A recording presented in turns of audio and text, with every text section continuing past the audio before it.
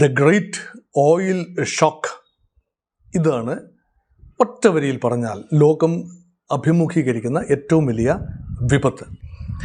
നമുക്കറിയാമല്ലോ, ലോകത്തിൻ്റെ എണ്ണ ഉത്പാദന രംഗം പലയിടത്തായിട്ടാണ്. ഇപ്പം നിലവിൽ ഏറ്റവും അധികം എണ്ണ ഉത്പാദിപ്പിക്കുന്ന രാജ്യം അമേരിക്കയാണ്. ഏറ്റവും അധികം എണ്ണ നിക്ഷേപമുള്ള രാജ്യമല്ല അമേരിക്ക, പക്ഷേ ഉത്പാദനം മുൻപത്തേക്കാൾ ഏറെ വർദ്ധിച്ചിരിക്കുന്നു അമേരിക്കയിൽ.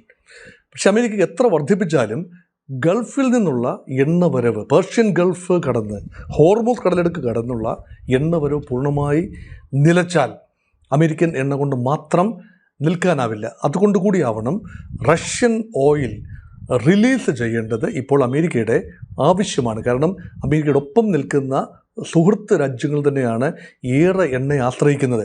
അമേരിക്ക മാത്രം അത് പ്രൊവൈഡ് ചെയ്യാനാവാത്തത് കൊണ്ട് ഈ വിപണി, മധ്യ പൗരസ്ത്യ പ്രദേശത്തെ ആ ഒരു ഉത്പാദന കേന്ദ്രങ്ങൾ അടച്ചു പൂട്ടേണ്ട ഗതിയിലായതുകൊണ്ട് ഹോർമൂസ് കടലെടുക്ക് ഇപ്പോൾ നിലവിൽ പ്രാക്ടിക്കലി അടച്ചിട്ടിരിക്കുന്നത് കൊണ്ട് റഷ്യൻ എണ്ണ വിപണിയിൽ എത്തേണ്ടതുണ്ട്. അത് അമേരിക്കയുടെയും ആവശ്യമാണ്.